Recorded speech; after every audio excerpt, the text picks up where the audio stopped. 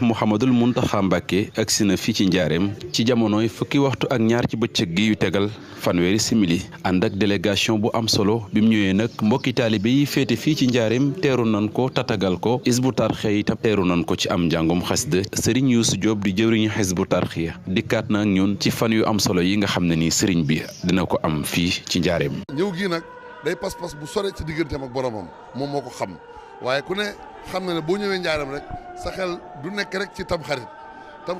dafay mel ni sëriñ bu mu may waa njaareem waaye mi ngi waajal fan yu mujj yi nga xam ne ku baax ki defee na ko fii jëm ci dëkk bu tedd bi jëm ci deyaale ak boromam muy waajal Hisrina Muharram Hisrina mooy ñaar fukki yi. di jëf ju am solo joo xam ne ni sëriñ bi saa su nekk mu ngi koy def fii ci njaareem ngir dundal bërëb bu tedd bii sëriñ Youssou Diop jëwriñu Hizbut Tarqiyyah fàttaliwaat nañu taxawaay bu am solo boobu nga xam ne ni daara ji danañ ko amal ci fépp bërëb boo xam ne ni sëriñ ba ma nga fa. am nañ tawfeex di ko ànd ak moom at mu jot kon ñoo ngi waajaat it ci teewlu ak ci fexe ba lu dul Serigne Touba